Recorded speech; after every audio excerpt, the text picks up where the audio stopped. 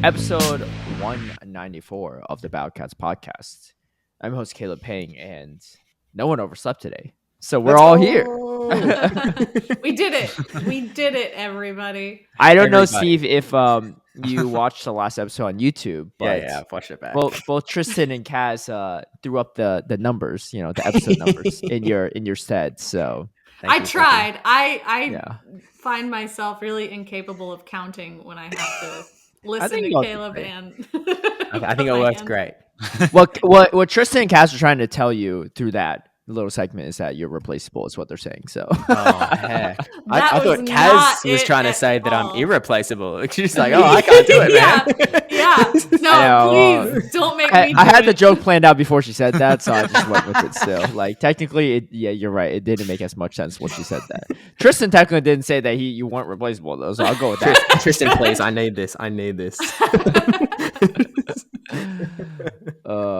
Anyway, so let's get into the events for this week, because we have a decent amount that we pushed off. But we are going to kick things off with an Absol event, which I'm sure we all love. I think there was a time period where I needed a Mega Absol for the longest time, and I couldn't involve one because I didn't have the energy for it. Oh, we have lost Tristan. We are so back.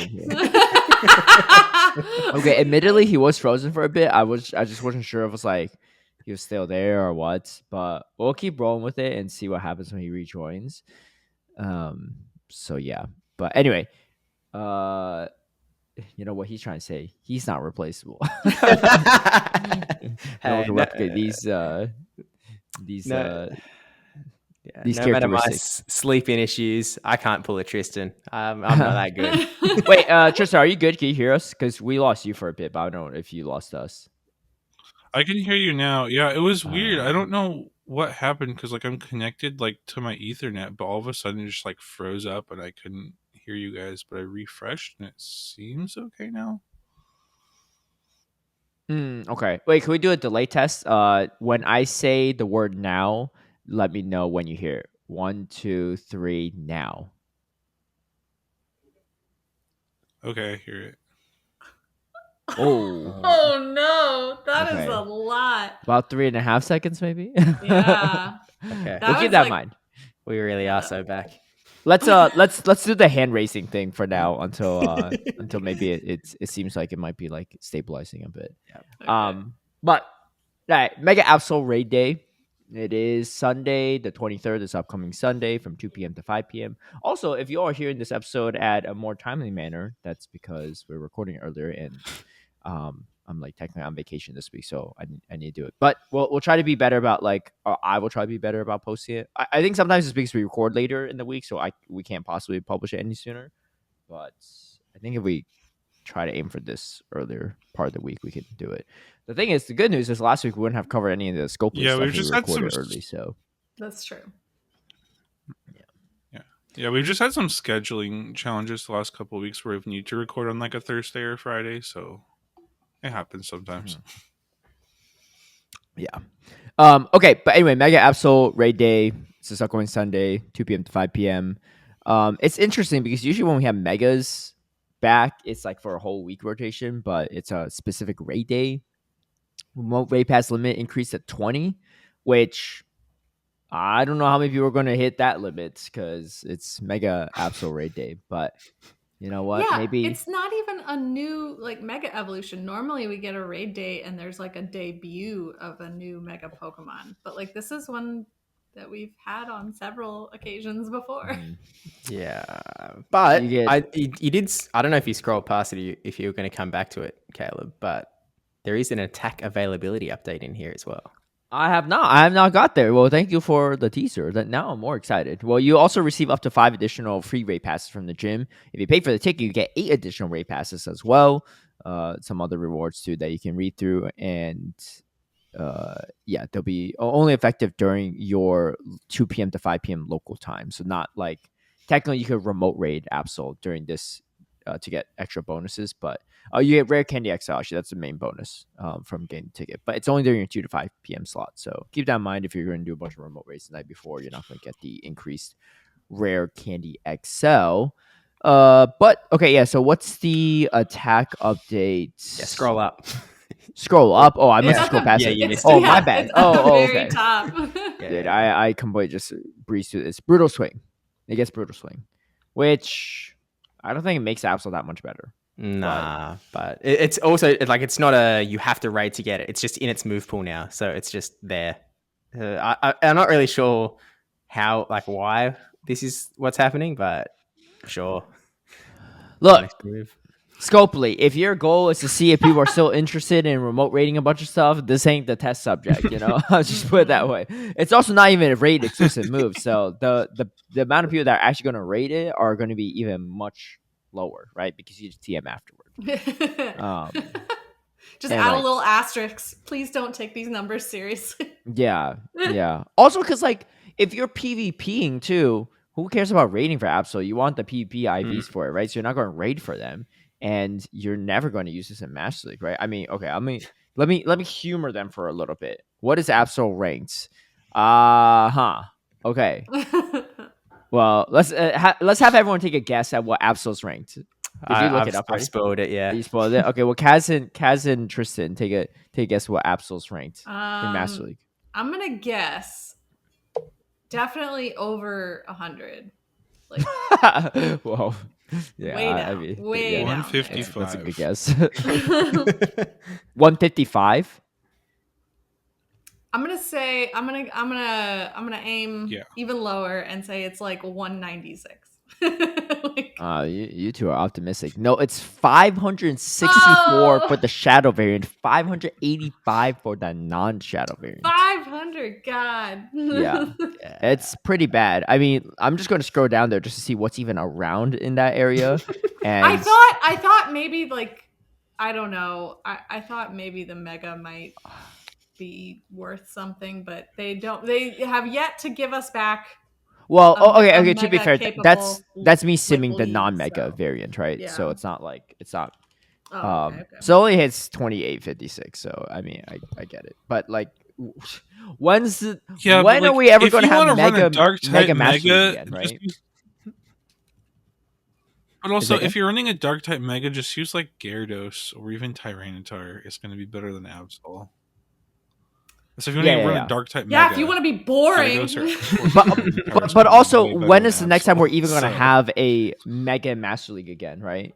Well, maybe they'll tell us we will, and then tell us that we won't the same day. Okay, this is the crazy part. Regular Gyarados is over 100 more CP than Mega Absol. So if that doesn't say anything, I don't know. And Absol still loses all evens against that, and this is with Brutal Swing. So sorry to all of the Absol enjoyers out there. Hey, you can burn up to 20 passes or something. It's all you.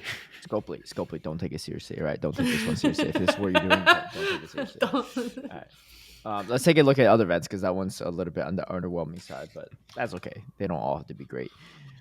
All right, this one's a bug out event. We do have Sizzlipede. I don't know. Sure. It's an interesting name. It looks like, honestly, like a flattened out, healthier version of a fruit roll up. You know, those it looks like somebody ran over that middle evolution of Venipede or whatever. What's the middle one called? Scolipede. Well, I think the middle one is called Whirlipede. Yeah. So it's but I feel like Scolipede flattened out. It looks more like this because it's already long. Yeah, that's what I was thinking. It's all rolled up. I guess so. If you're going with the fruit roll up analogy, I support it. But this is a bug out event. It starts on Wednesday, the 26th, 10 a.m. to Sunday, March 30th, 8 p.m. So a few event bonuses: 2 XP for catching Pokemon nicer, better throws.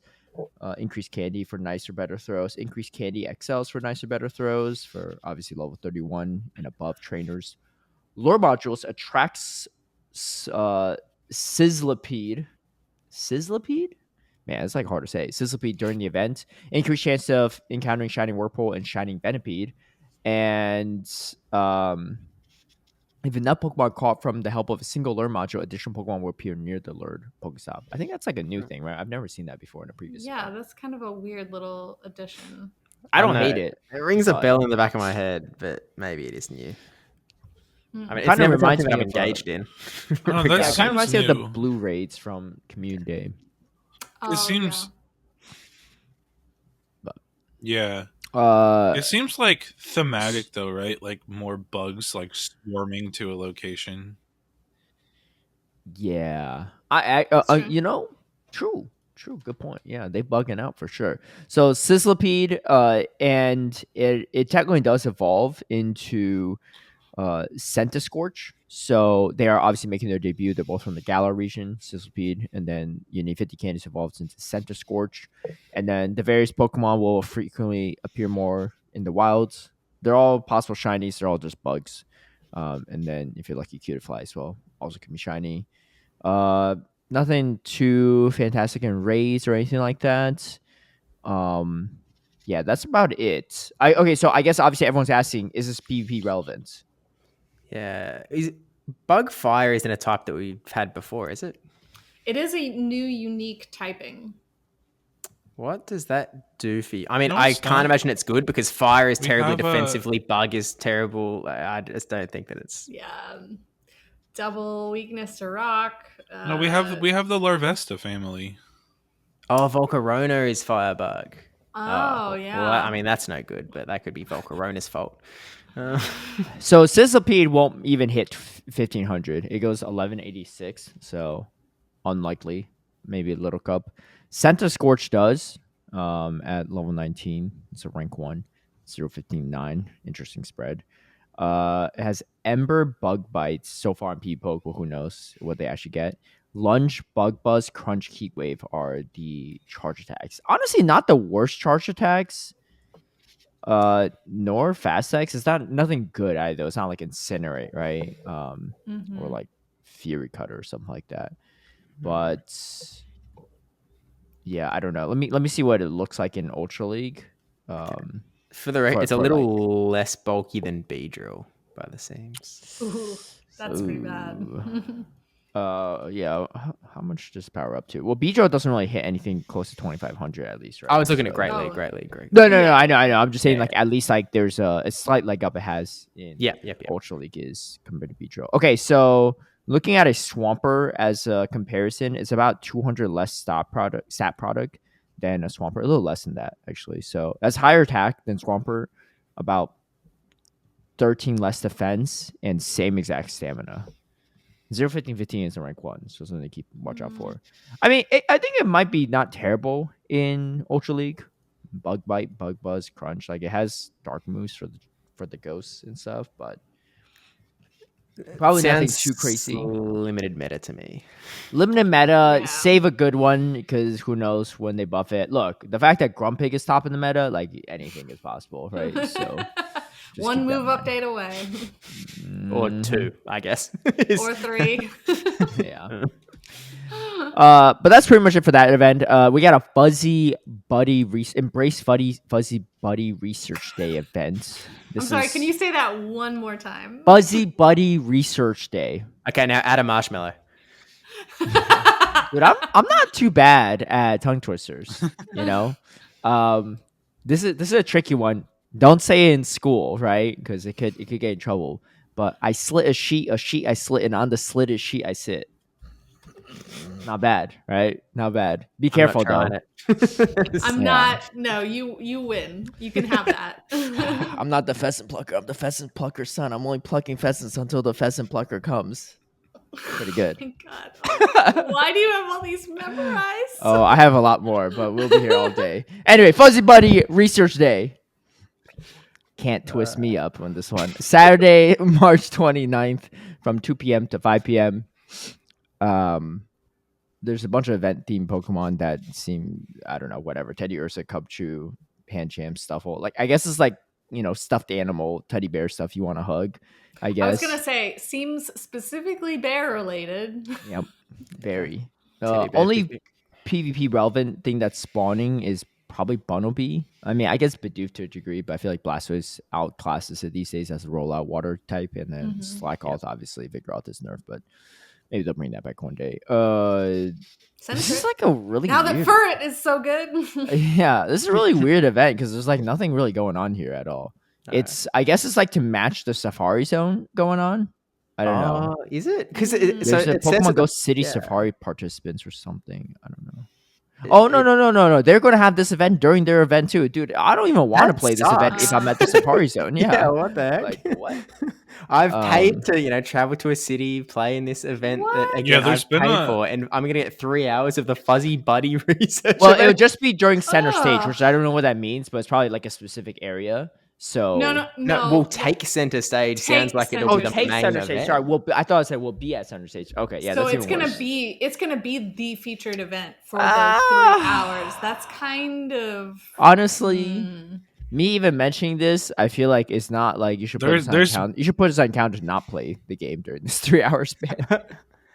Holy. Yeah. Wait, Tristan, what were you actually, gonna say?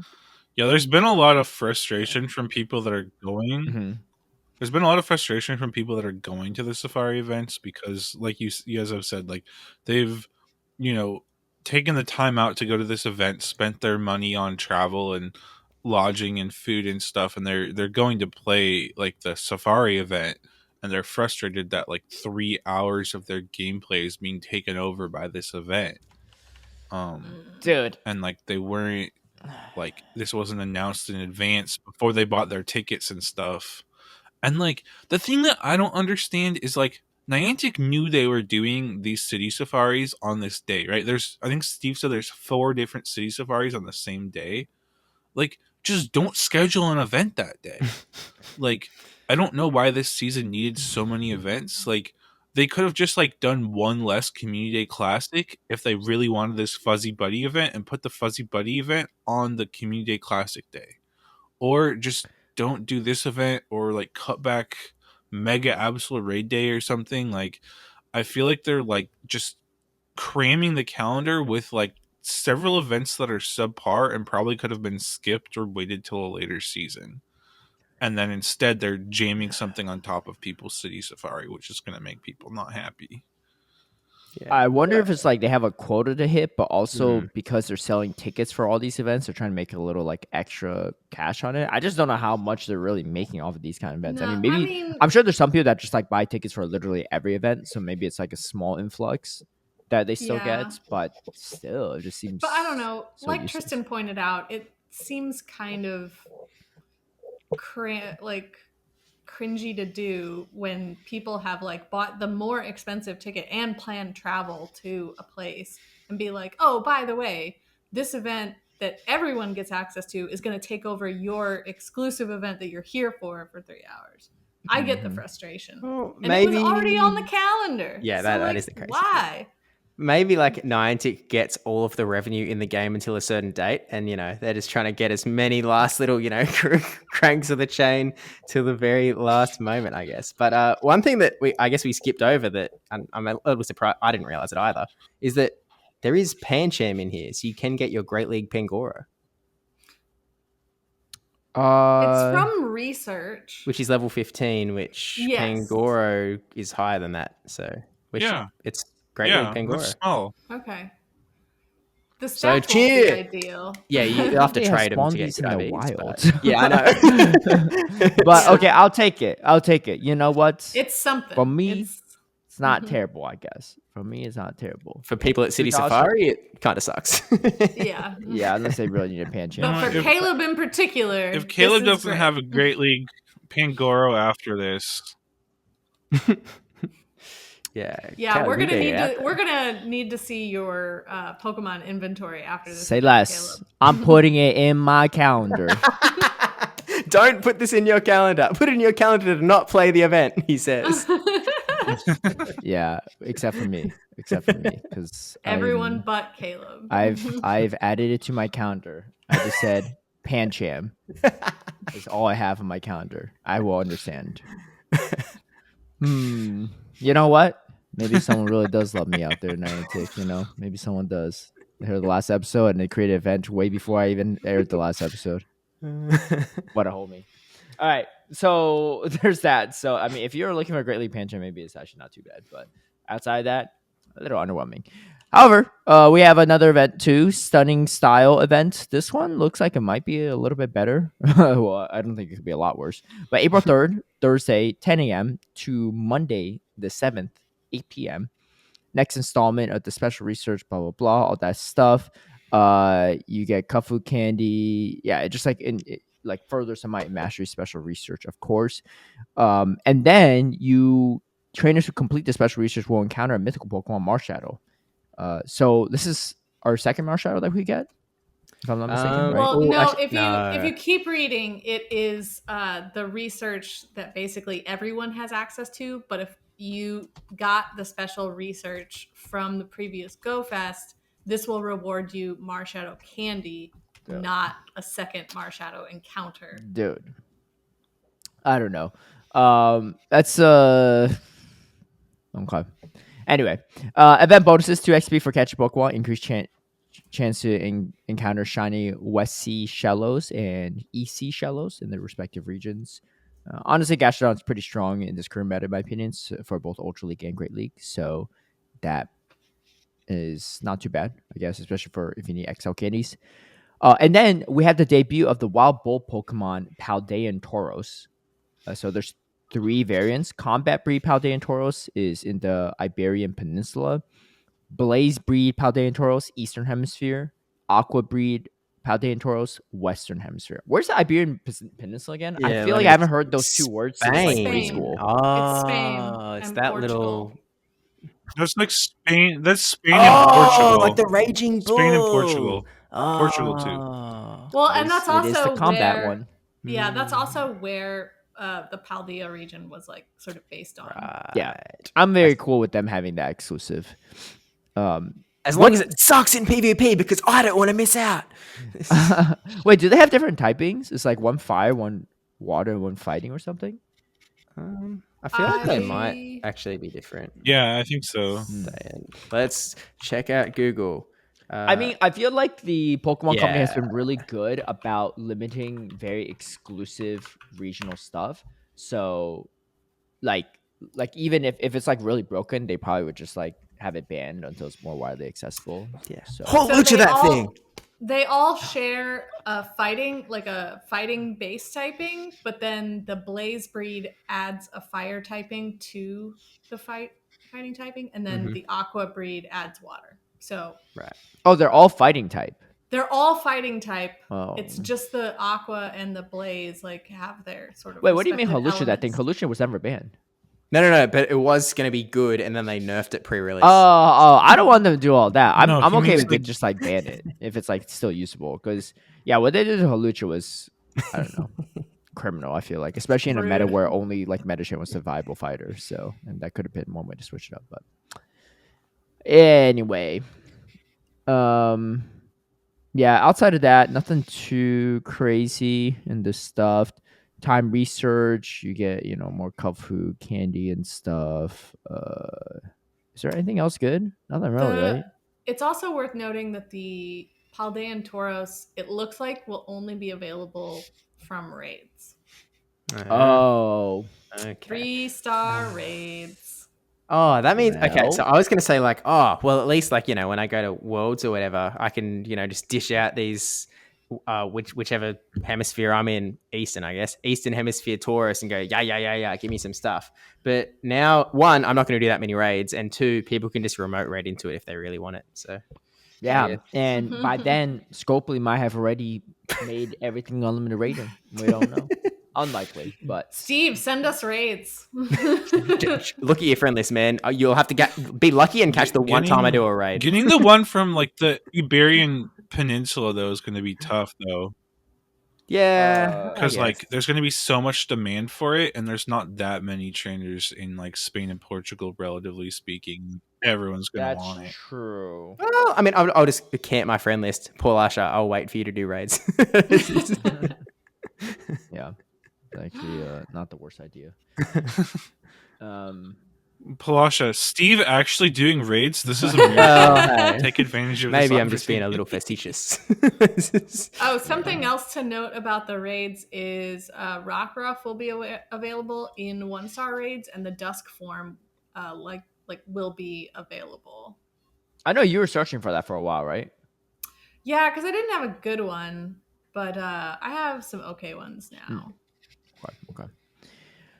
Well, But for anyone that wasn't lucky before, it's worth noting. Yeah. Mhm. That's a lot of semi underwhelming events, but it is what it is. We have a few debut of new things, and our last thing to cover is we have Pokemon Go Fest. Speaking of new debuts, we have a Volcarona. Volcania. Volcania. What's Volcarona? What is that? Oh, that's the thing. That's the thing that That's the bug fire guy. moth thing. That's Yeah, the other bug. That's the other bug fire. bug fire. Anyway, It all the comes names back. are getting confusing. Yeah, Volcania, Volcanian. Do another tongue Volcanian? twister. Yeah, so Volcanion is a Volcanian? mythical. I believe it's Well, how do you water pronounce it? I don't fire. know. I believe it's water fire If you- mythical. Fire. Interesting. If you assume that it is made to kind of like round out the Virizion, Cobalion, Terrakion, Oh. then Volcanion makes the most sense. Is it related to them? Is it like a Swords of Justice? Seems like it. It doesn't have a fighting type, though, is the thing. No, Is it's it from not the same related. generation? But it is from the same No, it's not generation, though, related. isn't it?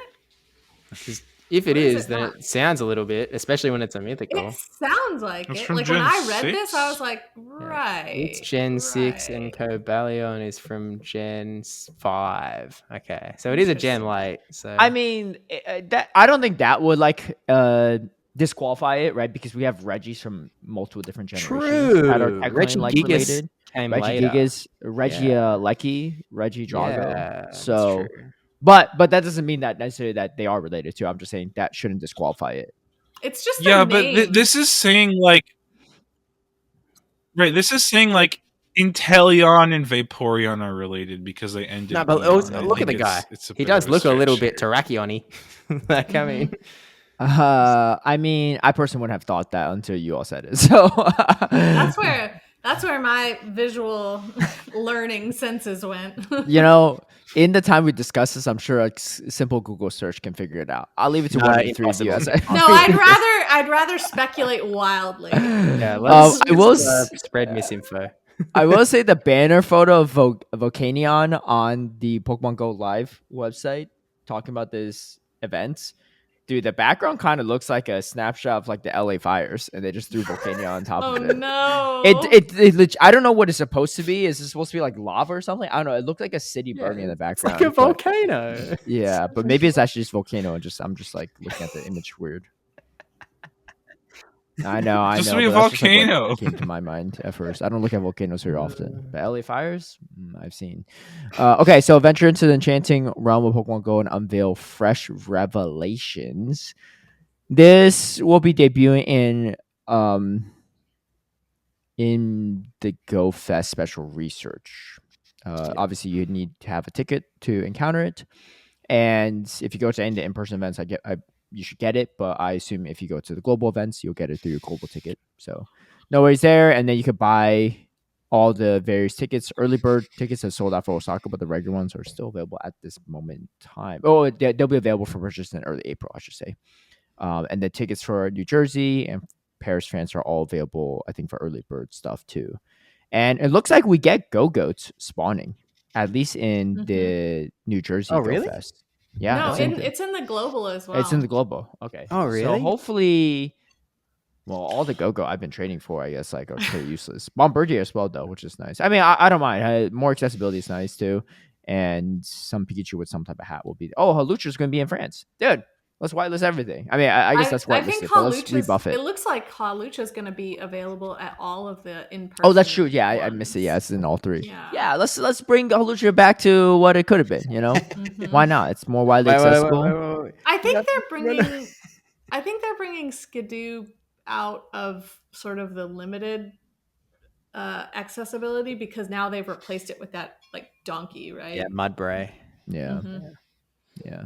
Okay. I assumed that it like I don't see where it says the spawns for the global. Skidoo's in the picture, but I assumed that it was going to be like sort of pay to win in the sense that if you get the ticket early enough, the global ticket, if you get it before April something or other, by April 15th and you play the game, you get a Skidoo in time to research. So I assumed that was the only way to get it, but nah.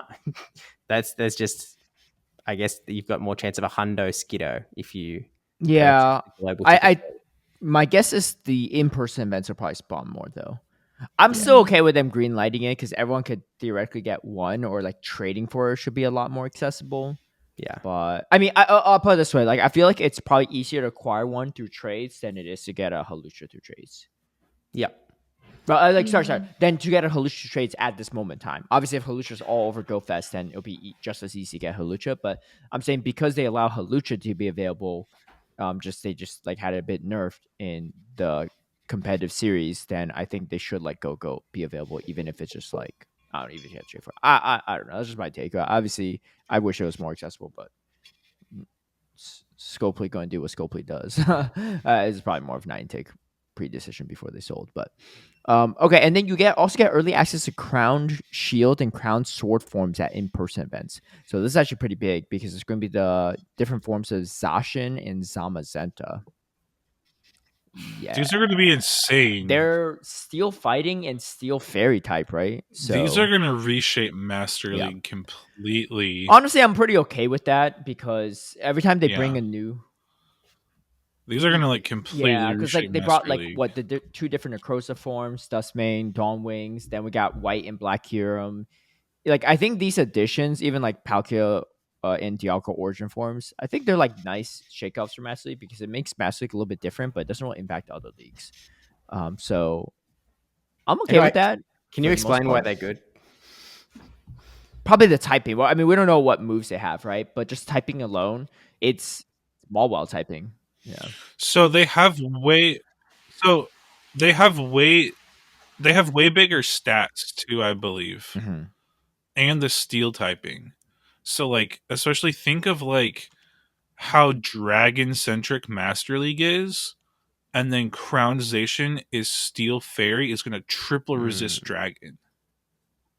Plus like good stats and like a signature move that will presumably be good. Okay, but does that mean that we're just not going to care about the other crown? It's going to like totally flip things on. I think Zamazenta could be interesting because depending on the moves it gets, like it might even have play into the crown form because it's like now taking neutral from fighting damage. I don't know. I wouldn't write it off. I think obviously the crown form is probably getting better. So this is obviously before they maybe make any adjustments to the CP, but just a comparison, the crown form versus a normal form / hero form of Zacian is 43.29 for the hero form and 50.29 for the crown form. So you gain exactly 700 CP, which I assume is the same exact thing for Zamazenta actually crown form. Yeah. Oh wait, no. What? They've got different stat distribution, I guess.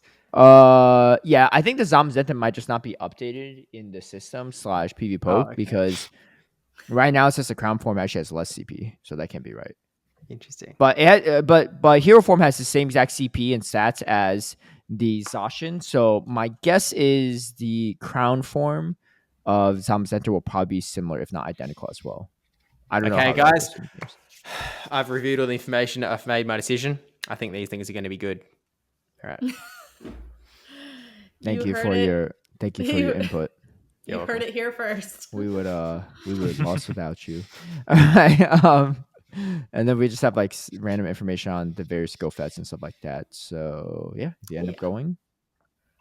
Yeah, the Zacian in particular is gonna be like the biggest player. Yeah, I think so. I mean, just the thing is like a lot of the dragons are still viable in Master League, mostly because like especially Dialga, right? Because Ironhead can still like check a lot of them. And now like you're throwing what neutral Ironhead and triple resisted Roar Time, like, and you throw triple resisted Dragon Breaths, like it's just not going to be a good time in general. So Also, like Palkia too. Like you got Aquatail. Okay, so what? Like Spatial Ren is not going to do anything either, right? In that situation. So, I've been in situations where like the Aquatail and Dragon Breath kind of add up. But if you're triple resisting and your stat product is Yeah. 700, Well, like you have also 700 things like extra CP, Xerneas is gonna struggle not too. gonna be good. Anyway, that's something to look forward to in it's like mostly June, right? All the Go Fest. Yeah. Somewhere around there. Like Xerneas is gonna be in a tough spot too, because the best it can do is like a neutral close combat. Yeah, I mean, right now there's a lot of viable fairies in Master League. Yeah, so like, and then like even like Yveltal.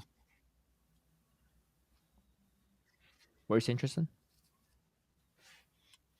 And like Yveltal will struggle too, because like right now Yveltal can like Oblivion Wing against a fairy, but that's going to be resisted Good too by the point. steel typing. So like, it's gonna shake a lot Rhyperior of gonna be things eating around, well. and like is gonna be like the predominant fairy for sure, like significantly outclassing the Yeah, I others. think so.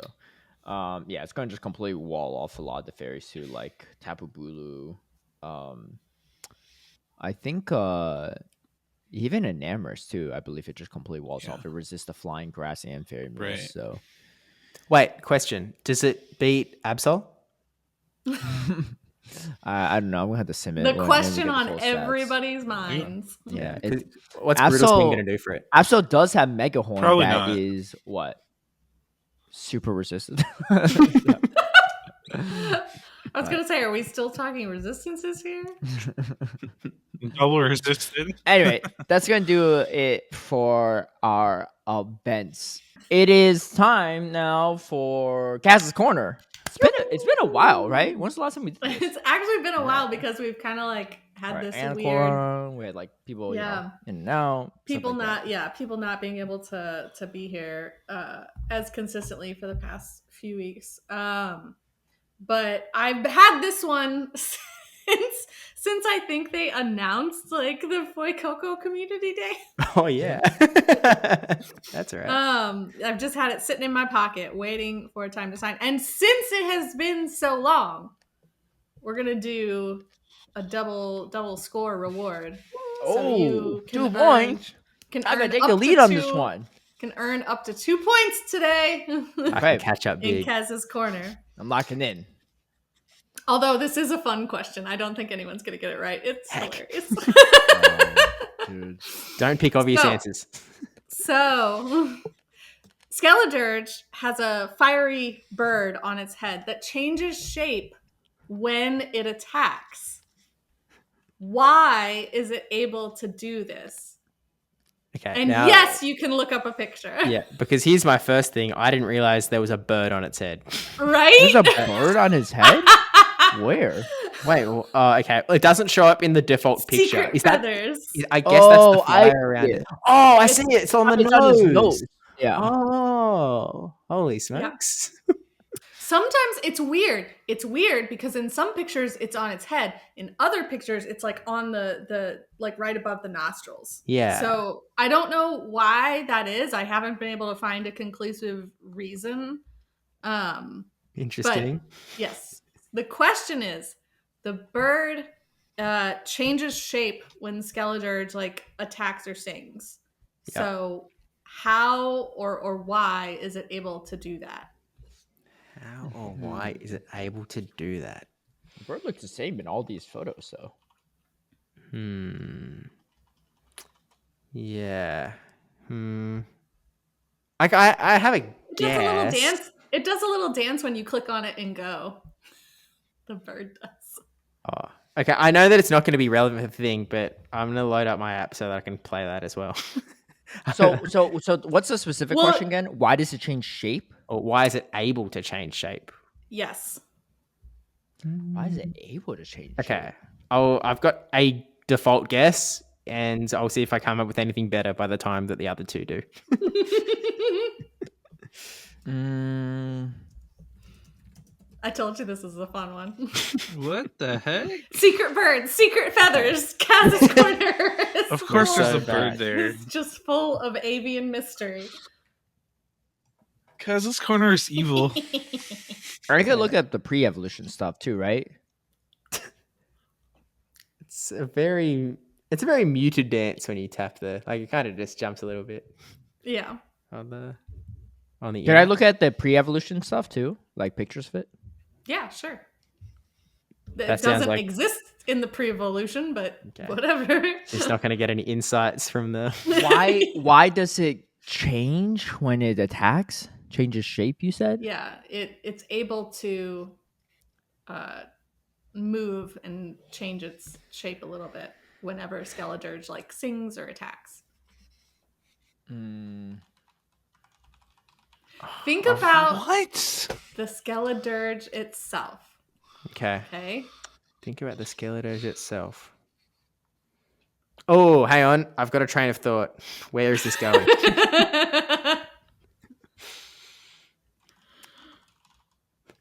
If I had 30 minutes, I think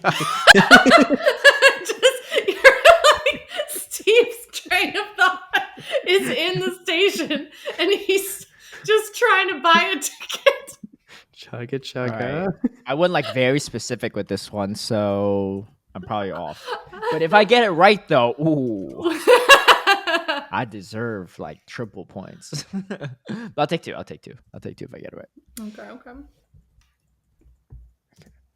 Okay. I have the first part of my sentence. So I know. What's the second part? He's on the train. Okay. Picking up my little luggage, putting on the thing, taking the step in. Why is it able to? Mm-hmm. Hang on, I'm really looking at this picture again. Oh no, that doesn't answer it. I feel Okay. okay about it, but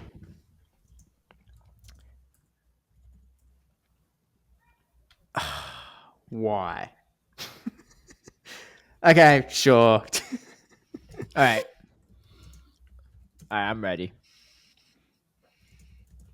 Sure. I'm ready, I guess. All right. So, Count us down. Okay. Tristan, you're good? Yeah, let me double check. Tristan, Yeah. are you good?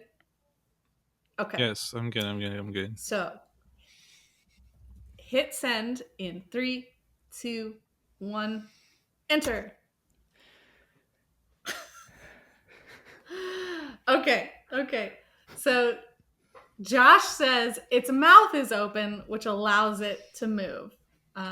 Caleb says it grows with Skeledirge's growing firepower. So when it attacks, the bird enlarges to match the firepower. And Tristan says because Skeledirge flames change. Sadly, you are all wrong. Dang. I thought It's I could because the bird actually has a soul of its own. That was my first guess, but I thought it was too obvious. Ah! No. Wait, so why does it change when it attacks? That's the only. Yeah, that's just- what got me. Yeah, I don't know why it's tied to the attack. It doesn't specify, but it has its own soul. That's why it's able to move Oh. independently. Man, that was literally my first guess. And I gave you the hint to think about Skeledirge because Skeledirge is part ghost type. Yeah. So like That's why I thought it was too Oh. obvious. souls Oh. that it collects. It's a dead bird? It's probably a ghost So- bird. I was trying to rationalize why it It's a moves when it ghosty attacks, bird. but I wasn't even thinking about the typing there. Yeah. Ghosty Well, no, bird. because so I looked at the pre-evolution. I'm not sure if this is accurate or not, but Fuecoco has a little like feather thing sticking out of his head, which I feel like is the bird. Because in Crocalore, it has a whole nest and an egg, which is Mhm. definitely the bird. Oh, and then it on Skeledirge- hatches. Yeah. So that's why I thought like, as it's getting Fuecoco evolves from Crocalore into Skeledirge, it's getting stronger Yeah. because it's getting more And firepower. I will say, I mean, And the then when it uses the Pokedex, fire attack, it goes crazy. yeah, the It's good Pokedex logic. entry for I should get double Crocalore points still. specifically says that Crocalore's fire energy and overflowing vitality has caused an egg-shaped fireball to appear on its head. Like that's the actual entry for the middle evolution. Oh, so here was my logic. I was like, okay. So my first guess was the soul thing, but I thought because Kaz said that no one was going to get this, that was too obvious because it's a ghost type. And we've had things being possessed and whatnot before. So I was like, no You shot. should have trusted your gut. I should have trusted it. But anyway, then I was like, okay, what allows it? What lets it when Skeledirge attacks? I was like, okay, when it attacks, it like opens its mouth, right? So I I was think like, you all there's a focused physical. I think you all focused a little too much on the word attack. Instead of Yeah. thinking Well, it as just like yeah. action, right? Like a movement. Yeah. I guess. But yes, if anything, I have now taught you all that there is yet another secret bird in, in this Yeah. game, Which along with there is. Cresselia's secret feathers. Stupid Cresselia. Wait, did it's gonna you go know down in about the history. secret bird and the secret feathers before, or only when you were making the questions did you find it out? No, I actually knew about the feather before because I played like in Cresselia because I played Diamond and Platinum, and that's like an item. It's like an actual item you get with Cresselia is like the crescent feather or whatever. To be clear, I Or also Luna. played like Pearl and Platinum. I didn't exactly go like, Didn't the retain the crescent feather, information. therefore it must be from Cresselia, which it's its feather. I didn't make that link. Yeah, I'm just speeding through all the dialogue, man. You think I'm reading? Wait, but did you know about? And then the Skeledirge, I knew it had a bird on it because I had to draw it for a thumbnail, Tristan. True. Oh, wait, which one was this? Oh, for our It was podcast? a few yeah, I think it was Yeah. like this was when we were talking about like the move set like on Skeledirge and which like what kind of viability all the different things would have. So like I did the thumbnail of the two different Skeledirge and I was like, "Oh, it is a little bird." Wow. Sick. Dang. Learned something new. You know what? Well, good thing Steve didn't get it, and if he did, he'd still be tied for last. Maybe you guys will get another chance at double points the next time we're all together. Yeah. Tristan, did you have something to say? Yeah, I was gonna say one of these episodes we should have a reverse Kaz's corner where Kaz participates and we see how she does with Pokemon trivia. I think that could be fun. I would also do terribly, for the record, because Oh. it's not like I sit there and read the Pokedex. Okay, how about this? We come up with a question, and or maybe we should have a back question just in case. As long as the question's like semi-reasonable, like on Kaz's corner level, if Kaz doesn't get it, then we get a point. Like each individual question. But maybe if Kaz does get it, we lose a point. Oh, If nobody gets it, that's if pretty nobody fun. gets it right, Wait. We I'll could tell also- you, but I will tell you right now. Oh, But- I like that. I like that, Oh, Tristan. yeah, I like that. Okay, how about this? How about this? To switch it up, oh, this could be a whole segment right there. We each bring 2 questions. Mhm. Right. So same thing, same What? format, right? That's So a if no lot. one gets it, then you can get a max. You can earn up to a max of 2 points. Yeah. It might go for a while if we take so long to think. But- Whoa. That's why we gotta come prepared, True. right? So, Yeah. oh, I see what you're saying. Yeah, maybe you sound like a less event filled week. Honestly, we could have used it this week, Yeah. honestly, with these events, but Tristan? I will say that the only thing that I do for Kaz Corner is I literally take all the questions out of the Pokedex. So I'm not taking like in Go. So I'm not taking a bunch of like out of context information from somewhere else in the internet. Oh, actually, wait. Downside to so if we make questions, which I think is a great idea on its own, it means that we're going to go in and look at the Pokedex, which means that we might spoil some Kaz's corner for the future. okay, how about this? We each only bring 1 question, and whatever Pokemon you look at, that's the only one you have to. So, Yeah. let's So you have say to if pick I'm a like- Pokemon going in. Yeah.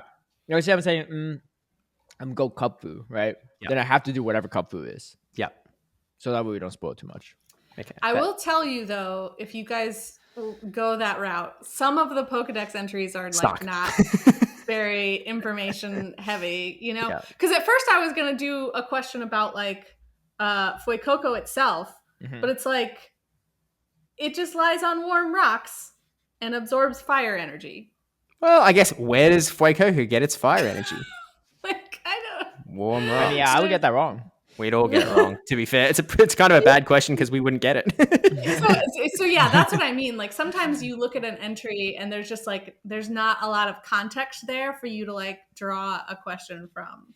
So that's why I thought the Skeledirge one was interesting because it's like a fun little bonus fact about this weird content. Okay. How about this? We But also, if you pick a Pokemon, like You know, like How your about we question, I decide won't the details necessarily later? do- Yeah, okay, we don't need to talk about it now. Fair Yeah, we can do enough. that. Let's do this next week though. Let's each bring a question Look next week. forward to it, everyone. Or Yeah. if we do the weekend after, it's April Fool's, which thematic. Ooh, true. That's very true. Yeah, let's do that. I'm down for that. Okay. Let's wait and see like so the how score's still- full or not our agenda is and pick a good week. Yeah, Yeah. true. So the score is still Josh 5, me 7, and Tristan 8 for Kaz's Corner. Mhm. We still have to work on a jingle at some Let's point. go. Too, but we'll present that. Yeah, we'll present that sometime. Okay, so Go Battle League. We didn't do this last week. I don't even have my elo yet. But do we want to do some type of Legends elo bet thing for this season? And if so, what we doing? Because by the time this season ends, it will be right before NAIC, I think. Yes, that is accurate. Not that we had to do something for NAIC in particular, but just for context on like what, around when the bet results would come in. Yeah. Full disclosure, I'm always down for shenanigans, but I think that I might have to be out this season. Just a little bit busy on all fronts at this point. Okay. We could take this whole season off, honestly, if we want, in terms of... Yeah, we can still talk about how we're doing each week, but I'm still going to try to hit first page on leaderboards, but that's just me. Down? I did get my ELO. Oh, yeah?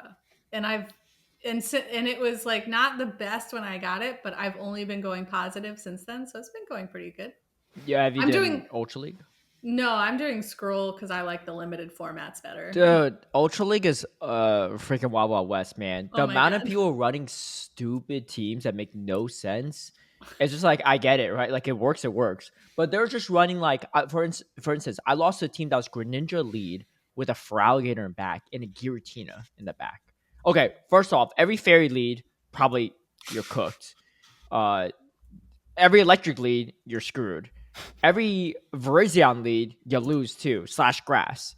And I was just like, what is going on? I mean, obviously, I didn't have any of those. I had a Gastro on the lead, right? And I was just like, I had a Talonflame in the back. I was like, there's no way my Talonflame's going to be that weak when I saw the Greninja and Giratina already. I was like, Talonflame's got to have some play.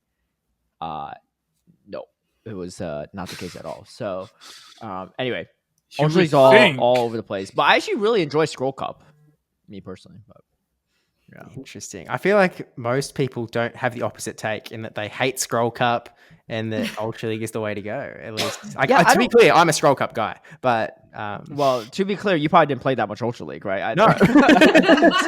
so you're acting like you actually dabbled in both. Like, yeah, I'm more of a Scroll Cup. Well, it's the same way I felt about like the Open Great League when that was available for the first week. You did it's willpower. like, no, I wanted to play with some of the new Pokemon. That's probably why my I see. ELO was lower when I got it. Is because I just kept like throwing a bunch of stuff at the wall. Like, let me try out Grumpig. Let me try out Lapras now. Let me try out this Blastoise. Like, just everything new. Play with it. But yeah, that's the same way I feel about like open leagues in general. It's just like there's not, as we add more and more sort of new attacks and everything to the meta and new Pokemon have play, it just gets more and more difficult to predict like what you're gonna see. Yeah. Ultra League used to be super predictable, and now it's like the opposite. Random stuff, really Yeah. random stuff. Even Scroll Cup, people be running random stuff too. Like, I ran into a Gastrodon lead and they had a Morpeko in the back. I was like, dude, if you run into a Chestnut lead, you're cooked. Mhm. And I think their only answer was like a Toxapex or something. But yeah, I had a Chestnut, so it didn't matter so much. But Yeah, I actually, really like Chestnut in the Scroll Cup. It's really good. What team are you running? I think it's Chestnut, Morpeko, and Sableye. if I remember correctly. yeah, I was So basically all- running the same thing with Ape instead of Chestnut. Yeah, my team hard counters Kaz's. I have a Toxapex, a Guzzlord, and a Chestnut in the back. So it's not the best of times. Listen, Yes. if I can get even Guzzlord a little is bit of stupid energy good advantage, in this cup. Oh yeah. Yeah. Except for all those people running rudely, all the non-fairy charmers. Yeah, but like Breon like actually takes a decent amount of damage. I was kind of stupid and threw Sludge Bomb at Breon, and then I realized, wait, I could just throw Dragon Claw at this thing because it's all Yeah, neutral. It's a pure water type. Yeah. It doesn't even have the fairy typing. Oh yeah. Yeah, but yeah, Zimmer's pretty hard to run in this cup, I think. But Scroll is a new cup, right? Like it's not. Correct. It's not one we've had. Yeah, before. it's brand new. I actually don't mind it. Yeah. I like it. Yeah. So like Urshifu themed. It's. was I the think idea. it's like inspired by Oh, okay. Urshifu because like I think the Didn't think about three types are like the three types that. Yeah. Yep.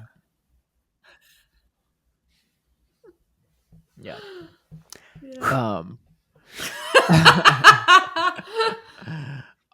Okay. Well, we'll see how Go Badly goes. I mean, it's the same old like lag stuff that's frustrating, but that is what it is. We shall Yeah. see if Scopely has what it takes to tackle the lag. Do you think Niantic was going to spend their last time in charge of the game fixing PvP and Hell not making Lula? Dude, they're like, Wow. let's look out some more of these tickets Quack, quack, quack, quack. or this teddy bear event. All right. Well, let's speaking of PvP, let's get into the championship series because there was. My question is: some does type of Caleb event. have a quota for how many times he needs to say Scopely in an episode? Look, until we hear anything from Scopely, I'm gonna keep saying it. So Hoping they're like Beetlejuice. If you keep saying them, they'll appear. I actually have a YouTube video idea that might drop later today about Scopely. So he's trying to just do the boomerang. Like I'm putting it out there. I'm putting it out there. It's gonna come back. hopefully, if not, we're in trouble. Okay, so we have championship series stuff, and it was the India qualifiers. I know Steve, you looked into this quite a bit too, so I'll let you take the reins on this. Yeah, sure. So again, I think we mentioned it last week, but the India qualifiers isn't where they actually qualify for Worlds. It's where they qualify for the playoffs, where they play off for the World Championship invite, which I'll be honest, the entire time I thought it was a pretty silly name. I don't like that it's called the qualifiers, seeing as the entire point of the circuit is to qualify for something else. But anyway, it is what it is. So 255 battlers. We looked at the usage data a little bit last week, but we've got all of the big results where 32 people have sort of tucked on in. And both tournaments, because it was split in two, didn't have an outright winner, but they each had a 5-way tie for 7-1. And to be honest, there's like a ton of variety in the teams that actually succeeded. Like, I think the big trends, I guess, is that there is a lot of CRADILY. CRADILY is clearly the big Pokemon that is absolutely everywhere. Lapras is big, Drapion is big, and Clodsire has sort of come up as a big answer to the CRADILY Drapion core that seems to be running up. But Tristan?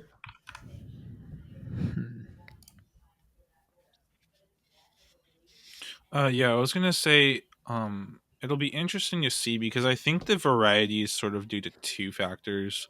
One is I think that the meta in general just has a lot more variety right now. Like we sort of saw this in some of the Open Great League cash prize tournaments that happened this weekend as well. There was a ton of variety, but like you also need to take a lot of these like APAC qualifiers, you need to take some of the usage and teams with a little bit of a grain of salt because there's definitely just some wild team comps and players of varying I think skill level and familiarity with the meta competing as well. So that does play a factor too. I think that once we get to like the playoffs, those will give a much better sense of sort of the top team comps and meta reads of the top players, because again that's going to be a more concentrated amount of highly competitive players that are in that playoff. So again, it's good to look at and get a general snapshot, but I think the playoff will be a much better idea of where things are at. Yeah. Although to be fair, like the playoff isn't for another few weeks, so Stockholm is going to be the sort of big one this coming weekend, I think. Yeah. For the what the meta is actually going to look like. But Isn't there an Australia tournament this upcoming weekend too? that's next weekend. Oh, Weekend next after. weekend. Okay. Yeah. Okay. 29th, 30th. But there is like that is a good point in that there were a lot of really wacky teams. Like Blissey usage was at 2% in the overall, which is that's a lot higher than I think anyone would expect Blissey to be. And that wasn't an outlier. There are a lot of Pokemon that were like that. And so, I put out a video yesterday of one of the guys that, did well. But like his first 3 rounds against pretty nonsensical teams. So he only sort of played 5 competitive rounds to sort of get up to the top and, goes 4-1. So it's sort of like there is some level of, grain of saltage involved. But for the most part, I do still think that it is pretty decent to get a broad understanding, especially if you look more towards the top. Like if you sort of look at, who came 16th out of 16, maybe the teams get a little bit wackier. But if you look at the top, there's definitely some pretty hard trends, and it sort of sets the stage for what the meta is going to look like with, Galissapod still being fine, Blastoise appearing a little bit, Mandibuzz showing up. These two metas are super weird. I mean, this meta in itself, but these two tournaments, because between the first and second qualifier, there's like quite a bit of difference. There's almost 69% usage for Cradily in the first qualifier, and there's only 25% in the second one. That's the top 16 graphic only. Yeah. What? So why does it say qualifiers 1 and then qualifiers 2 then? No, as in because that's the tournament. So like qualifiers 1 shows the top 16 from that tournament. The qualifiers 2 graphic shows the top 16 from that tournament, but the usage data is just of the people on the top 16 graphic. Oh. It's not of the other, Wait. It's So not of the whole tournament. So the usage of the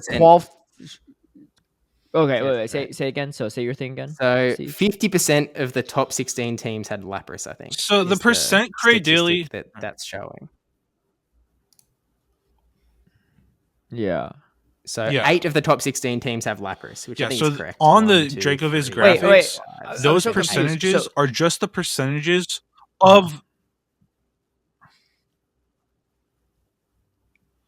So the percentages on the Dracoviz graphic are the percentage usage of those top 16 teams, basically the people that are advancing to the playoff.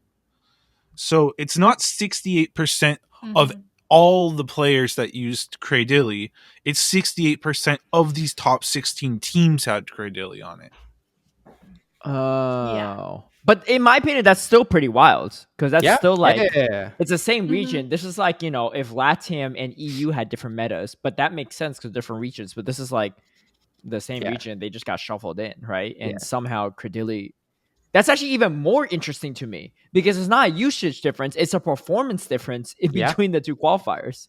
Who knows what the usage is? The usage might be similar, or it may actually be a lot more. I mean, in the it first could one, be but how some much of more both. can you have, right? Yeah. Yeah, I think like obviously there's some level of like it's random, right? So and it's possible that all of the CRADILY players were thrown into the first one and not the second. Like it's possible, not likely, but it's possible. But it does sort of feel like maybe the lesson from that is that all of these Pokemon are kind of viable, that it is actually quite a spread meta, and that Well, I think it's interesting to look at and see at sort of what updated Pokemon people are, most interested in using, right? So we do see CRADILY on both graphics. We do see Lapras on both graphics. And Blastoise is on both graphics, Drapion. So Talonflame. Yeah, well, I'm talking specifically about Pokemon that have been updated with this season. Oh, okay, I got you. It's kind of like an interesting way to gauge sort of what of those updates people are starting to deem as like meta relevant. So I would say that those 3 look like they've had the most impact in this particular tournament. And yeah, we're gonna see we'll have an actual stream of Stockholm so we can see what people are using there. But different regions do typically kind of use different Pokemon to begin with.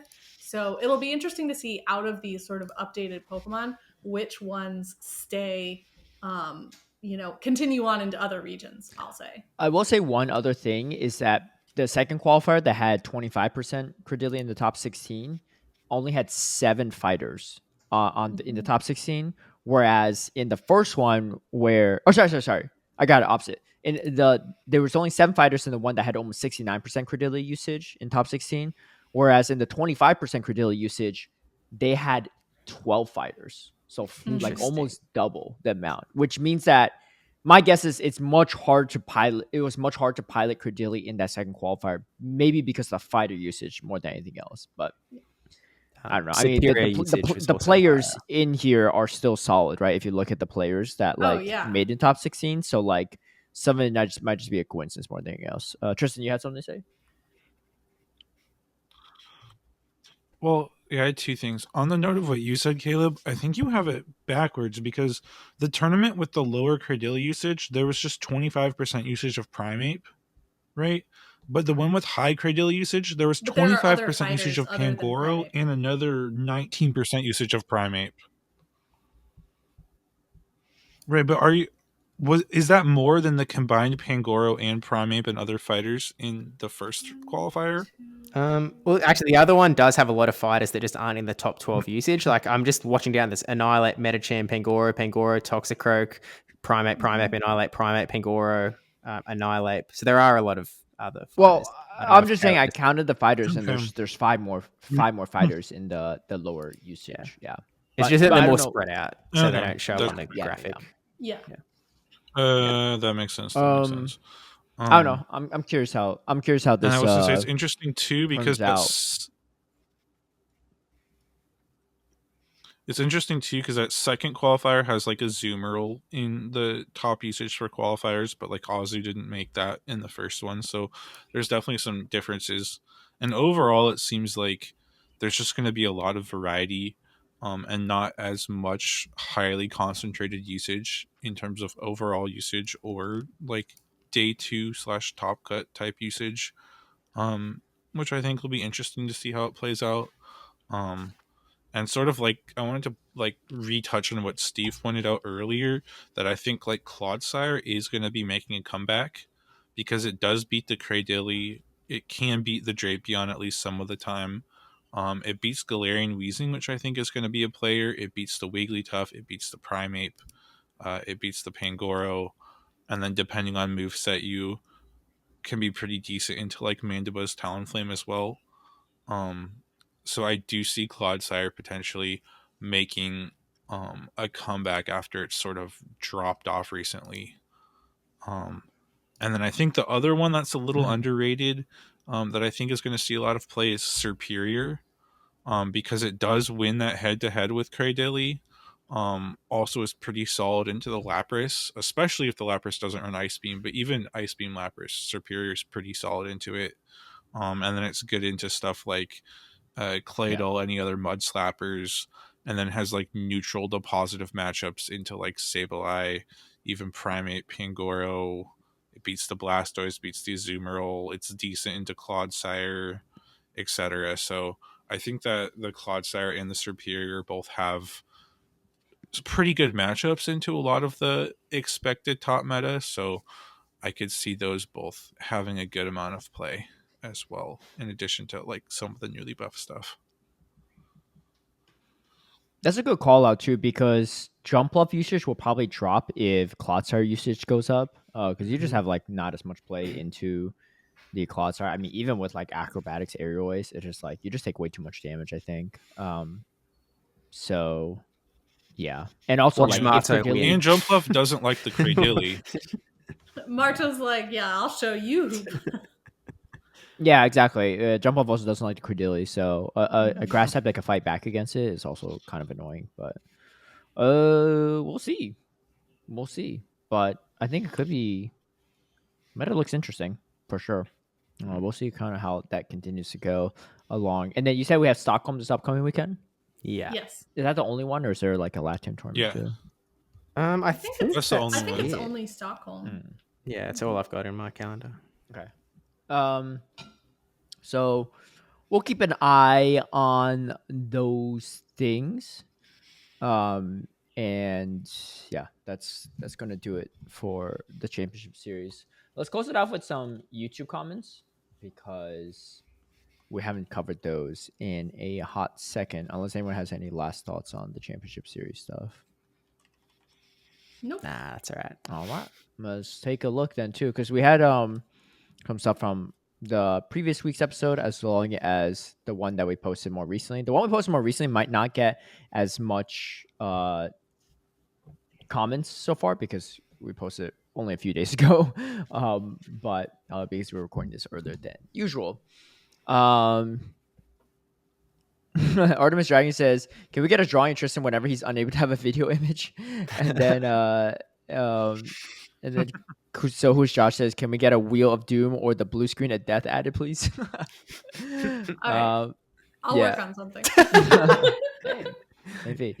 Infamous Match talked about how Tristan was talking over people, but I clarified last week that was actually an editing mistake on my end, so that's not on Tristan. P. Soats says, "How does Steve know to count seconds in Mississippi's?" That's a good question. I mean, I know you have family in California, right? Yeah. And I know, like American culture tends to, have worldwide media impacts. But how do you know that specifically? Now that I think about it, I can't point to a specific I learned it from this, but it is like 100% chance that it is from American media. Like it is, Oh, yeah. I don't know if you realize how much of the rest of the world just watches straight America, but that's about all we got. So, well, I know it's quite misleading because when Anacor came over, we talked about some previous episode. When he came to the US, he was like, "This looks nothing like what I imagined." I was like, they don't really feature the homeless population on on Hollywood media, Yeah, they don't really have that in Friends so much, but no. But good call out. This is Tristan's comment actually. Says you could re-roll level 20 raid caught Hisuian Typhlosion under 1500, but the odds of doing it aren't great. The field research is really nice because it's guaranteed to be under. Yeah, I actually didn't really do much of the field research for Hisuian Typhlosion, unfortunately, but maybe I should have. I just made sure I got one. I was like, just lock me in so I don't have to do trade shenanigans. You could trade. Well, I got to say on Vancouver registration situation. What are you saying, Tristan? I was gonna say I was worried because the research task for Hisuian Typhlosion was like win 2 raids, but there was 3 possible things in it, and so I got 3 of those tasks in Vancouver, but didn't finish them till later. I finished them like yesterday, and I caught the first one, and I got like a Sableye, I think. I caught the second one, and I don't remember what else was in that pool, but I got the other thing, and I was like, shoot, am I not going to get any? But thankfully, the third one did give me the one Hisuian Typhlosion under 1500, so relieved to have one. But I was definitely panicking that I was just going to get the other stuff, which, like, honestly, I don't get why they do so many of these research tasks with, like, multiple things in the pool. It's just, like, frustrating because you don't know what you're going to get, and it's, like, you might just be hunting all this, like, random other stuff that you don't really want. Yeah. Yeah, no one is playing this game like for the surprise anymore. Well, yeah. I do think that there's, probably some dopamine attached to it. Plus, I mean, look at it from the dollar sign perspective. The do 2 raids task is the one where you have to keep doing more. It's like, oh, well, these 2 raids didn't work out. Guess we'll have to do some more raids. Remember when they had the debut of Shiny Galarian Zigzagoon from raids? And you literally just win one raid and you get it. And that's how you got Shiny Galarian Zigzagoon before it was a community and all this stuff. Bring that back, Niantic. Bring that back, Scopely. Actually, I should say that. Maybe we have a Scopely counter in the top left corner. I was gonna say, is someone counting? Are we keeping track? I don't have the dedication to edit all that stuff, and if I did, I would probably just never say it again in the episodes. But Tristan also said, "I got trusty viewers." Yeah, Tristan, you also said I got some things to say on the Vancouver registration situation. What was that specifically? I know they sold out, right? But oh yeah, so like 120, which so they sold out, and I know. Right, so a lot of people were confused and frustrated by the 120 number. They're like, that's a weird number. Because like the kicker is it 128 or 129? I don't remember. But the thing is, like, 129. Even if the kicker was, or even if the cap was at 120, okay. Right. So like likely like even if the cap wasn't 120, it might have been 128, which would have been short of that 129. And even if for some reason they did some weird 129 or 130 cap, realistically, it's still not going to hit that kicker because there's going to be no shows or people that like register because they couldn't get a spectator pass sort of a deal. So like we it sucked to not get that kicker because like I said last time, I was one round short of getting points. So if we had hit the next kicker, I would have gotten points. But like realistically, that probably wasn't happening unless the kicker was, I don't know, or not the kicker, the cap was like 140 or 150 or something. And we almost filled that up because again, there's always going to That's be no possible shows though. and stuff that bring the number that count towards the kicker down. But also the thing is like people were also like frustrated it sold out, but like you have to keep in mind that last year I think there was like 72 people and the year before that there was like 65 or something. So to jump all the way to 120 was pretty unexpected, especially considering the fact that like a month after registration opened, I think it was only at like 45 people, and like the week before, like about a week before the tournament, I think it was at like 65 or 70, I want to say. So there was like a ton of last minute signups that sort of came out of nowhere. And the thing that we've gotten some comms about is that apparently under the current system, there's a check-in about 2 months before the tournament to reevaluate capacity and staffing. So the thing is like, if we want to see bigger caps, we need to sign up early. Because if this tournament had been sold out 2 months prior, there's a good chance they would have tried to find a way to add more seats and increase that cap. But because we were only at like 65 people a week before, like it's going to sell out because they're not going to add more seats. So it sort of comes down to like, if people are wanting bigger caps, like we need to sign up like a lot of people and we need to sign up early because they're going to be doing evaluations apparently like 2 months prior to the event to evaluate where the numbers are at. And again, this Yeah, happened like that's a so really good last point too. minute. Because I know There's no some chance for them to people. get more tables or get more Yeah, staff so last minute. What are you going to say, Caleb? yeah. Well, yeah, Some I think people that's a what? really good point too. I didn't even realize that was the case, but I know a lot of people when they were talking about like, oh, like, you should just sign up earlier then, right? If you don't want to miss out. And I remember when I reading those comments, like, I mean, I get you, but it's still sold out. So like, it doesn't help the kicker issue, right? Or like, the 120 cap issue. But taking that into consideration, if that's the case, then there is a good reason to sign up early. Not only do you not miss out on the tournament yourself, but also you may help, the venue organizer evaluate and increase space, right? Because like, I mean, realistically, how much more space do we really need for Pokemon Go players? Probably not that much more, right? Maybe an extra 20, 30 slots at most. I also counted the no-shows, and there were 20 no-shows. So again, like the cap definitely has to be more than even 128 to hit that kicker, because there's going to be a bunch of no-shows and going to mess up the kicker either way. But Right, that's I a fair mean, point. personally, But I'm also, I'm glad that there was a lot of if people increase, sign right, up earlier from a too, participation standpoint. Mm-hmm.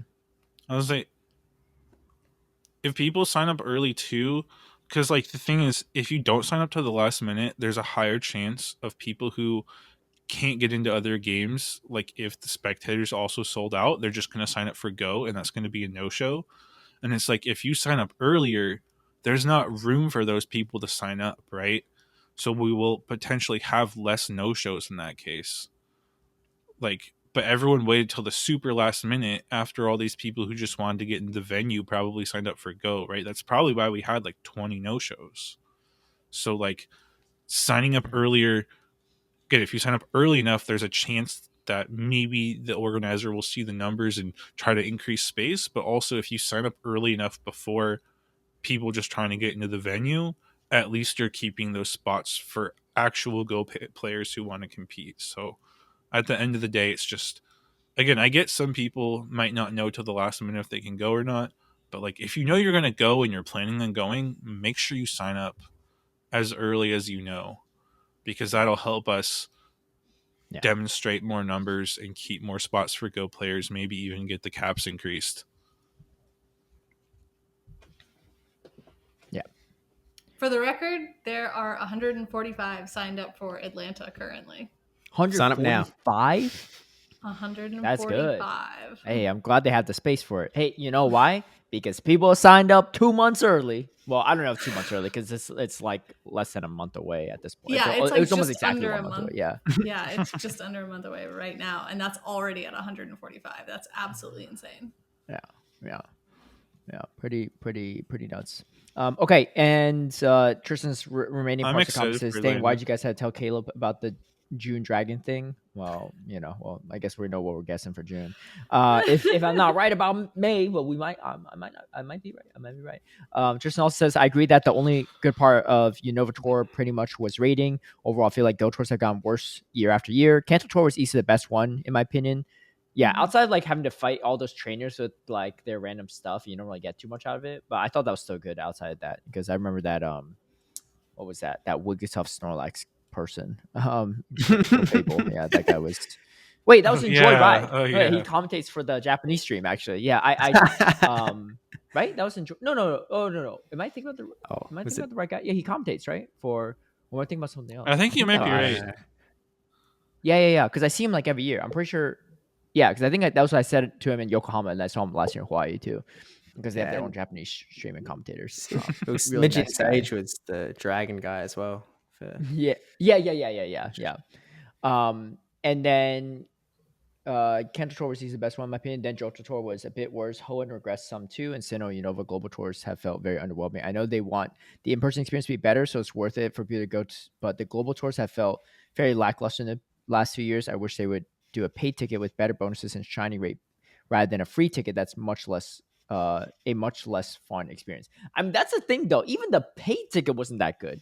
Like I spent over $100 on this ticket. It was like okay, but like for in-person events, I don't know. It didn't feel like I feel like Go Fest back when it was in Chicago and stuff, maybe even Seattle was really good, and you didn't pay nearly as much as you would pay for a in-person Go Tour.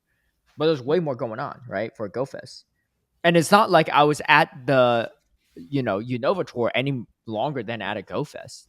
It was still like a 1-day thing. I guess Go Fest can be a half-day thing, but they have like the city thing added on. I don't know, but anyway, yeah, I think certain things need to. This is my own speculation. I have no idea, but my guess is that because Scopely is going to take over and stuff, maybe some of the energy put in from the Niantic staff might have not been as high or as careful because they're dealing with all these acquisition stuff, maybe, or they don't know if their jobs are secured. Like, I get it, right? Like, I don't know. I'm just speculating. Maybe they work really hard on this, but part of me can understand if an employee at Niantic felt discouraged to even do this stuff because you're just like, I don't know how the Scopely stuff going. I also don't know how many staff members might have left before the acquisition because the news coming. Like, I don't want to be a part of this, and they might have been understaffed. Who knows? I don't know, right? There wasn't like mass layoffs or anything. Devil's advocate people could here to easily what you're quit saying. still, right?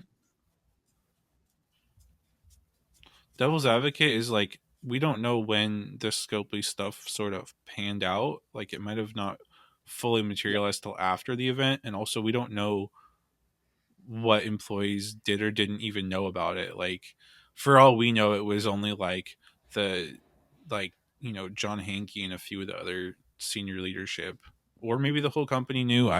We have no idea. It's hard to really say one way or the other. That's a very fair point. And I guess like the other aspect of it is the people that make Kanto Tour really good or the previous tours really good, they might not be working at Niantic anymore. It might just be different people. So like, like the standard might be high from previous events, but like if they don't know that, whatever, then I don't know. It's just I get it. I think a lot of people share that same sentiment. Eighth Grade says they didn't confiscate directly. They're talking about when Eighth Grade went to the Unova Tour in person at Rose Bowl, and how he got his battery pack confiscated. But said they didn't confiscate it directly, but made me leave it somewhere since I wasn't willing to check it in. Also, I didn't know about the shiny Pikachu thing, and now I'm upset. See what I mean? The shiny rates for global are always asked, but it seemed asked for in person this year too. 100%. I literally only got 2. I only really collect shinies to use as trade bait for Great League legendaries, but I think we deserve to know when some events happen so that so we can have the option to decide whether to play or not. Though I might be a Niantic Doomer at this point because I always expect the worst from them. I also spent an hour at the trading tent to try to farm Galarian Corsola, but none of those guys wanted to do regular trades and only specials. Only got Galarian Corsola by asking for one in 0 friendship trades and refusing to level the first. Yeah, it's a little bit tough. I will say, wait, so follow-up question to you, 8th grade. If they didn't confiscate directly but made you leave it somewhere, were you able to, was it still there when you came back? Like 8 hours later? That's what I'm curious about. Did you get it back, or was it just like, oh, we leave it here and then just like, well, it's probably gone anyway?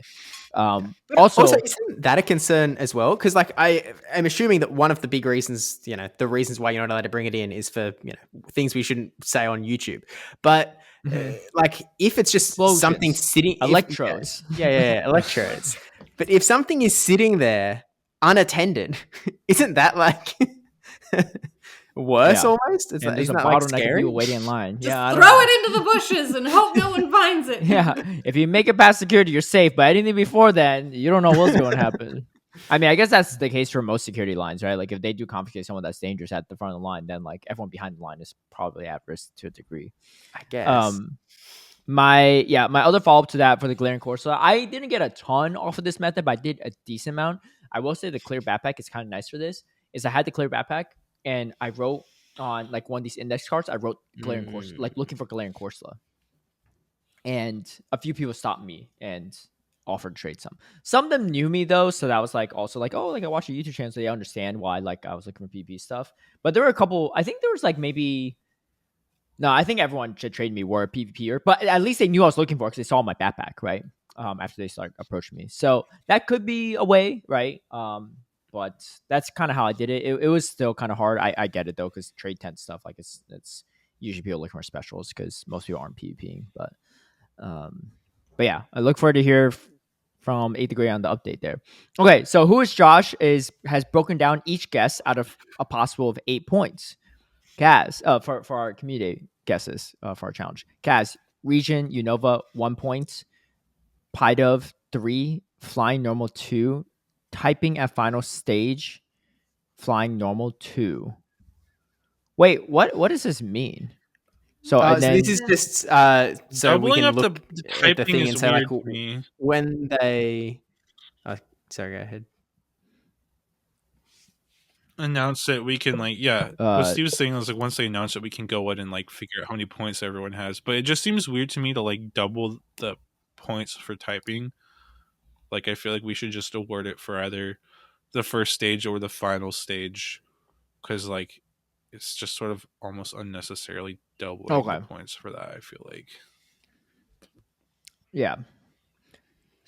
So I guess Who is Josh's initial thought was that you can mix and match. So he says the reason I said you can pick any typing in your guesses, even if it doesn't match your Pokemon choice, is that you can hopefully accumulate as many points as possible so that you don't come last. So what my brother said is what I had to put forward as my terms. You could, brother, you could pick what you want: Pokemon typing, region, and final typing. But it's up to you how you want to interpret the rules. I just want to give you all a chance to hopefully be right on something so that you don't come last because you go all in on one Pokemon. None of you are right. So then you all lose that month.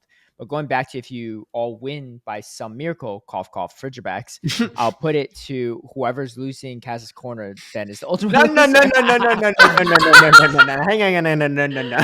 Wait. I'm just looking out for everyone else besides Josh. I like it. Brother. We could maybe we'll just call it tie if that really happens like that. But I don't know. What do you all think? I personally still like that you go all in on one thing, and if you have any overlapping stuff, it helps. Otherwise, like I don't know. Realistically, how often are we steering away from like Kanto or like the bigger regions, right? I feel like I don't know. I feel like I personally will probably just lean into the same big region every time, unless we just had a Kanto Pokemon last community day. But that's just me. I don't know what you all think. I would just be picking strategically the same one every single time. I'm going to Google like what's the most common type of Pokemon there is. Oh, it's water. I'm putting water every time. Yeah. I think it makes the most sense to lock it into our Pokemon on that front. But Okay. Yeah, I'm of the same mind as well. yeah. Okay. But as Tristan was sort of saying before, the typing, if you sort of just add up the type number wise, it actually doesn't make a lot of sense for the type to be split up into a total of 4 points. In that, like, if you get the region right, it's 1. If you get the type, say it's 2 instead of 4. And then if you get the Pokemon right, it's 3. And it's like max points because you got it all correct. And so it's kind of this tier system of like type is more important than the region. Pokemon is obviously the most important. And so it doesn't matter if the typing is 2 points or 4 points because, it's whatever, Yeah, You're, I guess like also I'll put it this way: if let's say you get the region right and I get the type right, I get more points than you. correct. Yeah. So if it's just pure fire, I get it right. What if it's like what if it's like fire dragon and I guess fire? Do I get 2 points for that? I think or you'll get 1 point? 1 point. No, for you that. get 1. So, and Which then is- you guess the region And right. I So get we get 1 1 point. Technically, Region, technically so we we get one. tied. Yeah, that's right. Okay, and then we both transfer all our stuff. All right, it makes Yeah. sense. Yep. I think that makes sense to me. Death, Right, but like the thing is, if you're Pig. double counting the typing, Mhm. if you're double counting the typing, then like Tristan, it if doesn't you got matter. the We just counted type 2 points right, and that would 1 be each. more. Okay, as long as because I was going to say the 'Cause way you just get the he Pokemon right listed anyway. out, it would be 4 points, which is more points than the 3 Yeah. for getting the Pokemon right. Yeah, if But you if get the you- Pokemon right, you there's no way you should lose, right? Yeah, you get all of the points anyway. So it's Yeah. a little, it doesn't matter too much with it being the way True. that we're doing it with Yeah. just pick the same Pokemon. But yeah, I think it probably simplifies actually the way we do it than anything yeah, else. I think so. Okay, last 2 comments. Death by Pig says similar to Grumpig getting a glow up based on moveset changes alone. Crustle has the opportunity to gain access to more relevant moves because of what it can learn in the main series. Shadow Claw, Rock Tomb. Wait, it doesn't have Rock Tomb already? Oh, it's Rock Blast, yeah. A Meteor Beam, Night Slash would be amongst the most appealing options. I think it would be a great update to grant Crustle more viability, especially in Ultra League. Dude, one of my favorite teams back in Ultra League was with a Crustle. This is also Ultra Premier, but I was climbing with that team. It was great. And Crustle was the bulk monster, a bulk machine. This is pre-XLs too. And I remember it was like a 13, 15, 15 that I got from a lucky trade. And I was like, I might as well make this and make it work. Tristan, what were you going to say? I was going to say, I believe another move Crustle can actually learn is Rock Wrecker. I believe Crustle is one of the only Calm Pokemon down. other Put in than your Dwebble bets Rhyperior now. that can learn Rock that Wrecker. crab be hitting hard. Yeah. Honestly, Rock Tomb by itself, I think, is really good, but Rock Wrecker on top of that, ooh, that could be scary. And then our final comment is Artemis Dragon. On 2 videos ago. Yeah, 2 videos ago. Says on the conversation making bulkier Pokemon better, wouldn't it make more sense if they had fast moves that aren't resisted by their typings? That alone could make them faster without making them feel busted, I feel. I'm fine if they do something different with them as long as we stop seeing these god awful mirrors where the fast moves are resisted. Please stop this, Andy. Yeah, You don't honestly, like Mandibuzz mirrors? Come on. Yeah, come on, man. Azumarill. I mean, I feel who like hates a fun? lot I of it do just think that- happens because of the primary typing of the Pokemon, though. Like a Dugong mirror, if you're giving it a stab fast move, it's either going to be water or ice and be resisted in the mirror, right? Like some of that just happens, and like something like an Azumarill with Bubble, like Yeah. part of the utility of Azumarill is it has that 3-way damage coverage with like water, ice, and fairy. Like if Azumarill had a fairy fast move, first of all, I don't think it has any options besides maybe Charm, and I don't think we really want Charm Azumarill to be a thing. Actually, maybe it doesn't learn Charm. I don't remember now. But I don't know if it has fairy fast move options, but also if it did, it would sort of lose that water identity because like Hydro Pump is just so slow. So like I see what he's saying there, but I just don't know if it's realistic for a lot of these Pokemon because like unfortunately a lot of these Pokemon just like their primary typing resists itself. So you're just gonna get that a lot of the time. Yeah, well, let me put it a different way. Like, say Artemis Dragon suggestion takes effect, right? And we give all of these Pokemon moves that aren't their primary typing. we're just going to have different matchups that, bulky Pokemon are resisting moves into each other. It's not going to be the mirror. So maybe it's slightly more exciting to watch two different Pokemon go really, really slow against each other. But like at the end of the day, it might still be a little bit, you're still going to find those matchups somewhere. As long as type resistance exists and bulky Pokemon exist, it's going to be a bit of a problem regardless, I think. Yeah, I mentioned this in like a couple episodes before already, but I don't think this necessarily addresses Artemis Dragon's specific concern.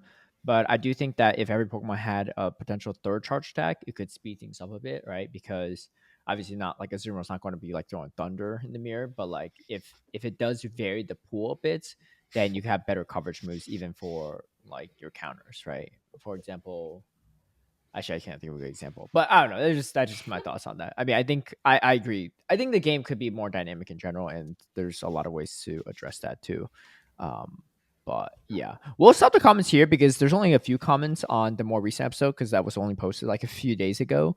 So we can cover that next week. So if you have any questions or comments you want to drop from the previous episode, feel free to drop it on that one and said this one if it's relevant for that one. I think that's going to do it for us because I know we're running a little bit longer. Well, not longer, but I know Tristan has to dip soon, so we'll cut it here. But any last thoughts from you all before we close it out? Good luck for Stockholm. Someone please run Wailmer. It was 0% usage in India. Someone please. Everyone run Azumarill. Everyone run Azumarill. That's fine. No one run Azumarill. Yeah. Hey, Wailmer's not beating that fraud tier list allegations. No. I just think it's funny though. Literally everyone is putting it bottom tier. The people. Yeah, they're trying to be like me. Except Caleb, you shouted me out. What? You were like, just because of Steve, I'm putting it lower than Wailord. Yeah, I feel like everyone else is just stealing the idea. They're just stealing the joke without knowing the origins. It's like gone too far. Yeah. I don't think it's a joke for the most part. But the people that are tiering Wailmer lower than Wailord though is wild to me because Wailmer is just strictly better. Like, yeah, it just doesn't deserve to be doing lower it than to Wailord. Steve was a joke. It's just straight. Everyone else doing it, I don't know why they're doing it. I mean, if they're trying to further the joke, they don't make it very obvious. But I didn't watch like the VODs when people were streaming their tier list and stuff, so hard to say. Hey, Wailmer just got banned from a Battle Frontier meta, so Wailmer made it. It's not as bad as you think it is. Mm-hmm. We have arrived. Look, you can't just have a good thing and you can't have a Wailmer meta. That's just a sad day. Battle Frontier, you've made an enemy out of me. Let's we'll have words. Okay. We'll see. Anyway, that'll do it for us. So stay tuned for our next week's episode. I don't know. Mm-hmm. I'm just excited to see what the meta shakes out like in Stockholm and just see what, fun picks and team comps people use. I know it was a lot of fun watching the Inadequate stream on Saturday, and SS Thorn was like cooking people with Swalot. That was a lot of fun. So I think there's a lot of variety and diversity and room for fun picks. So I'm excited to see what Stockholm provides us. Yeah. That'll be interesting for sure. Okay, well, that's going to do it for us. Best of luck to anyone competing there, and bring all your CRADILY counters, and don't bring any Zumo counters because no way Zumo's going to win a tournament, right? No way. No way. Yeah, I know. Arceus Relics is going to be at that tournament too.